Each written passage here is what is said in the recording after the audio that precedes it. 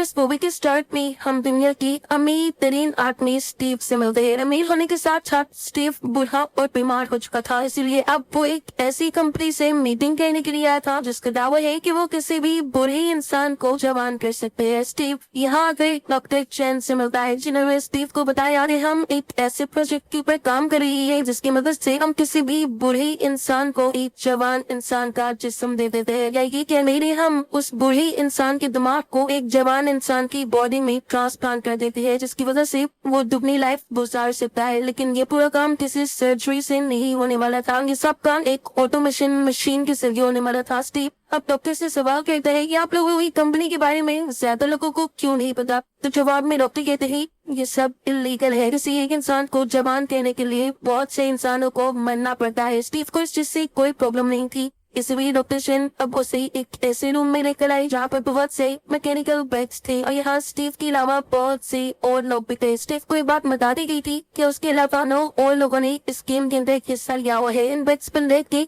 एक इंसान की मेमोरी को दूसरे इंसान के दिमाग में डाला जाना था, लेकिन ये काम इतना भी आसान नहीं था। ये काम एक वर्चुअल गेम के जरिए होता जिसमें स्टीव के अलावा 9 और बूढ़े लोगों ने हिस्सा लिया हुआ था और गेम के एंड में कोई एक इंसान ही जिंदा बचकर जवान होगा। ये बात जानने के बाद स्टीव अपने लिए एक जवान इंसान की डेड बॉडी चूज करता है। ऐसे करने के बाद स्टीव को एक मशीन के अंदर रखना चाहता है और हमें पता चलता है कि अब उसके दिमाग को या उसकी सारी मेमोरीज को इस जवान इंसान के अंदर ट्रांसफर कर दिया गया है। जिस जवान इंसान को अब पोर्टुगल के एक गांव में होश आया। स्टीव को जब होश आया और वो नहीं चाहता था कि इस टाइम वो कहाँ है और क्या कर रहा है, उसे अपने बारे में कुछ भी याद नहीं था। अभी हिफाजत के लिए स्टीव ने एक पत्थर उठा लिया और आगे एक बिल्डिंग की तरफ बढ़ा जहाँ से एक लड़की मरीज थे। क्या आपने पत्थर देखकर वो घबरा गई। उसे स्टीव से पूछा तुम कौन हो, क्या तुम जानते हो मैं कौन हूँ, उसे यहाँ कौन लेकर आया। तब स्टीव उस जवाब देता है कि नहीं मुझे कुछ नहीं पता। उन्हीं दोनों में से यहाँ से बाहर निकलते हैं और उन्हें एक और लड़का और लड़की नजर आते हैं। लड़की ने अपने हाथ में छड़ी उठाई हुई थी ऐसे जैसे वो दूसरे इंसान से बचना चाह रही हो। स्टीव के साथ जो व्हाइट ड्रेस में लड़की थी वो दूसरी लड़की से कहती है अरे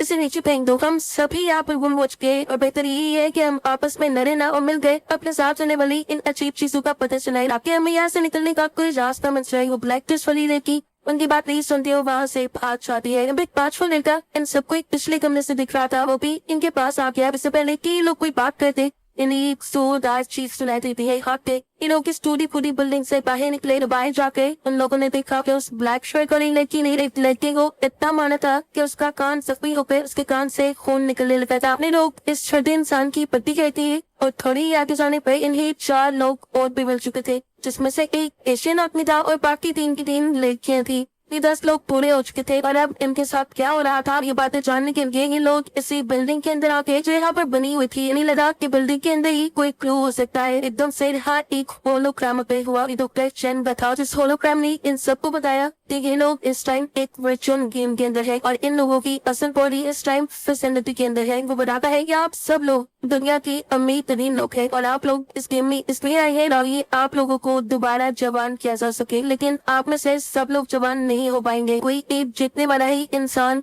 इन सब में जवान होगा और बाकी सब मर जाएंगे। अब प्रोफेशन यहाँ पर बहुत सारे होलोग्राम चलाते हैं उन 10 अमीर लोगों की जिन्होंने इस गेम में हिस्सा लिया था। इस होलोग्राम के साथ उन लोगों के नाम और उन लोगों की सारी पोजीशंस पर लिखे हुए थे, वो कौन है, उन्होंने जिंदगी में क्या किया और कैसे पैसा कमाया। डॉक्टर चंद बताते हैं कि हर एक घंटे बाद किसी एक को अपने ही किसी साथी को मारना पड़ेगा और वो उस साथी को तभी मार सकता है जब उसे पता हो कि इस बॉडी का असल मालिक कौन है। और अगर कोई ये जानने बजाय किसी दूसरे को मार देगा कि वो इंसान असल दुनिया में कौन था और ऐसी सूरत पे वो खुद भी मारा जाएगा। अब इस गेम में एक ट्विस्ट भी था। असल जिंदगी में ये 6 मर्द और 4 औरतें थी, जबकि यहाँ वर्चुअल गेम के अंदर 5 लड़कियां और 5 लड़के थे, यानी कोई एक लड़की ऐसी थी जो असली दुनिया में एक मर्द हो सकती थी। इन लोगों को ये गेम बहुत ही सोच समझ के खेलनी थी। अगर 1 घंटे में इन लोगों ने अपने किसी साथी को ना मारा, 1 घंटे बाद गेम खुद ब खुद किसी को मार देगी। अब डॉक्टर चंद को होलोग्राम यहाँ से वह पहुंचाता है जबकि सभी अमीर इंसानों के होलोग्राम यहाँ पे खड़े रहते हैं। ये लोग अब इस बिल्डिंग से बाहर निकलते ही देखते हैं कि बिल्डिंग के चारों तरफ बहुत बड़ी दीवार है। ये लोग इस दीवार को क्रॉस करके दूसरी तरफ जाने का फैसला करते हैं, लेकिन इससे पहले कि ये लोग कुछ भी कहते हैं स्टीव यहाँ पर एक लकड़ी उठाकर उस दीवार की तरफ फेंकता है, जिससे इन्हें मालूम होता है कि इस दीवार कि चारों तरफ हाई वोल्टेज करंट छोड़ा गया है ताकि ये लोग यहाँ से भाग न सके। अब ये लोग फैसला करते हैं कि ये लोग आपस में किसी को नहीं मारेंगे, चुपचाप एक इधर उतारेंगे और खुद ही गेंद ने जिसको मारना होगा उसे मार देंगे। यानी इन लोगों ने अपनी जिंदगी के फैसले किस्मत पे छोड़ दिए थे। स्टीवन सबको मशवरा देता है कि हमें एक दूसरे से दूर रहना चाहिए ताकि हम एक दूसरे को मार न सके। स्टीव की बात मानते हुए एक वाइट बस वाली लड़की स्टीव के पीछे ही चली गई। उसे कहती है तुम्हारे साथ रहूंगी लेकिन तुम्हें ज्यादा तंग नहीं करूंगी। ऐसे ही हमने देखा कि ये लोग दो दो के ग्रुप में बैठ चुके थे। अब एक ग्रुप में जो दो लड़कियां थी ये लोग आपस में बात करते हैं कि ये भी तो हो सकता है कि हम दोनों में से कोई एक असल जिंदगी में आदमी हो। अफ्रीकन लड़की दूसरी लड़की से कई ऐसे सवाल करती है जिनके जवाब सिर्फ लड़कियों को ही पता होते हैं। जब उसके सामने वाली लड़की उसे इन सवालों के जवाब नहीं दे पाएगा वो जान गई असल में ये एक माइट है। जान गए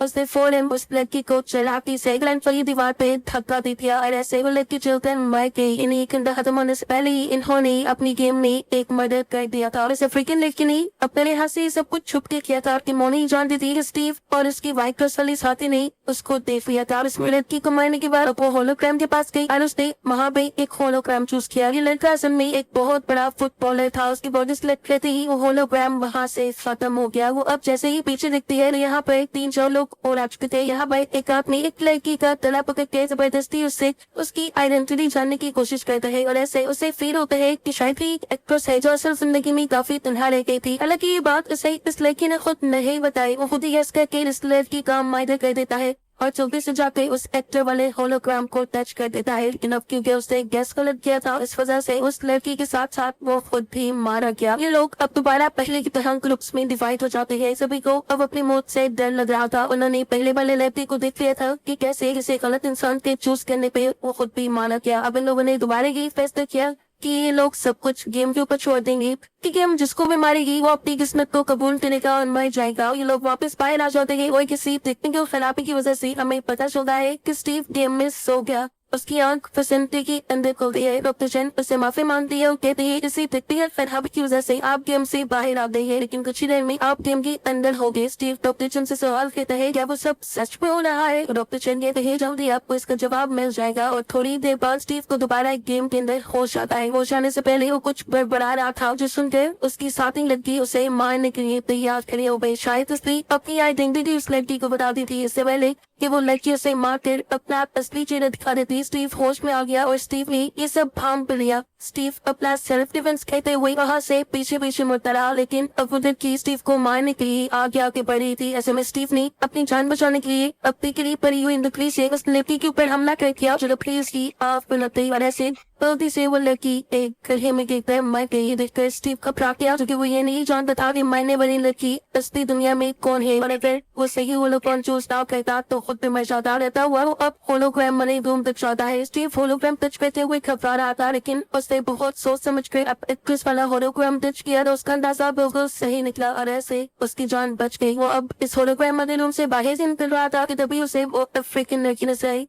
उसे अफ्रीकन लड़की से कहा मैं जानता हूँ कि तुमने उस लड़की को मारा है और मैं अब तुम्हारे बारे में जानता हूँ तो फिक्र न करो अब अगला नंबर तुम्हारा ही है। वो भी ये बात करके पीछे मलाई था कि अपनी दिन में यहाँ इस नाक पे आ गया जो उस लड़की से लड़ने लगा। ऐसे ही जैसे वो उस लड़की की असल आइडेंटिटी जान गया हुआ कहती गई थी वो एकदम से उसे धक्का देकर बिल्डिंग से नीचे गिरा देता है जिसके बाद वो मर जाती है। इस लड़की को लग रहा था कि अफ्रीकन लड़की असल दुनिया में एक एक्टर है लेकिन जब उसने होलोग्राम के पास आके होलोग्राम देखे तो एक्टर का होलोग्राम गायब हो चुका था। दूसरा लड़का उसे बताता है कि एक्टर को तो स्टीव ने मार दिया। ये सुनकर वो बुरी तरह घबरा गया कि अब वो क्या करेगा। उसे तो कुछ पता नहीं था। वो डरते हुए यहाँ एक लड़की मारिया वो टच करता है। उसकी किस्मत इतनी अच्छी चली कि उसका गैस बिल्कुल ठीक था और ऐसे ही उसकी जान बख्शी गई। इसके बाद हमें दिखाया जाता है कि बाकी सारे लोग स्विमिंग पूल के करीब खड़े होकर ये फैसला करते हैं कि अब अगले घंटे में वो किसी को भी नहीं मारेंगे। लेकिन यहाँ एक लड़के ली के दिमाग में एक बात आई। अब इनकी ग्रुप में क्योंकि सिर्फ एक ही लड़की बची थी और होलोग्राम भी सिर्फ एक ही औरत का बचा था तो उसे समझ आ गई लड़की ही प्रिंसेस है इसलिए अब वो उस प्रिंसेस को मारने का डिसाइड करता है।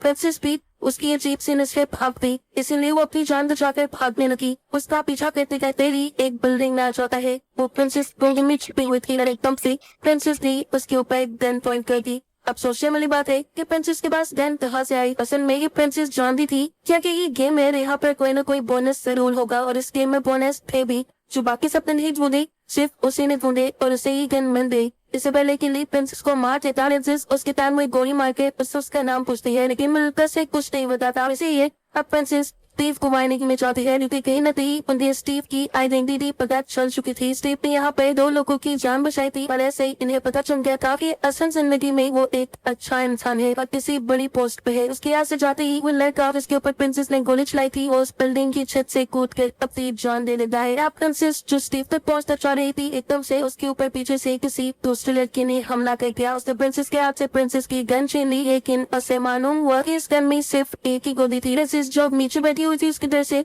मौके का फायदा उठाते हुए वो अपने पास पड़ी हुई एक रॉड से उस लड़के के ऊपर हमला करके अपनी जान बचा दी है। वो लड़का अभी मना नहीं था, बस जख्मी हुआ था। उसने चीखने की आवाज सुनकर स्टीव और गेम में मौजूद आखिरी लड़का जो कि एक फाइटर है वो भी यहाँ आ गया। स्टीव अपनी जान बचाने के लिए जल्दी से जमीन पर पड़ी हुई गन उठाते उस लड़की के ऊपर पॉइंट कर देता है, लेकिन गन में तो गोलियां है ही नहीं। ये देखकर वो हंसने लगा। बस दूसरी लड़की ने प्रिंसेस से कहा, चलो एक दिन कहते हैं हम इन दोनों को मार देते हैं और फिर गेम खुद ही चूज कर लेगा कि हम दोनों में से किसको जिंदा रहना है। इन्हें सुनकर स्टीव डर गया और वहां से भागने लगा। वो लड़का भी अब स्टीव का पीछा करा डालेगा कर स्टीव उससे बचने के लिए गन को स्विमिंग पूल में फेंक देता है और फिर वही करीब पड़ी हुई एक टूटी हुई बोतल के जरिए उसे चकमा देते हुए मार डालता है। के बाद वो होलोग्राम रूम की तरफ बढ़ा, क्योंकि अब उसे मरने वाले आदमी की असल आइडेंटिटी को रच करना था। इससे पहले कि वो होलोग्राम रूम तक पहुंचता, हमने देखा कि जिस लड़की के ऊपर प्रिंसेस ने हमला किया था वो लड़का भी मर गया और प्रिंसेस ने जाकर उसका होलोग्राम टच किया। यहाँ पर प्रिंसेस का भी गैस बिल्कुल पीता हुआ एक क्रिश्चियन आदमी था जिसके होलोग्राम पर प्रिंसेस ने टच किया था। और अब बस यहाँ 3 होलोग्राम भी बचे थे, जिसमें से एक स्टीव का अपना था, एक लड़की का था। जाहिर सी बात थी तीसरा होलोग्राम वो था जिसे स्टीव ने मारा था। अब स्टीव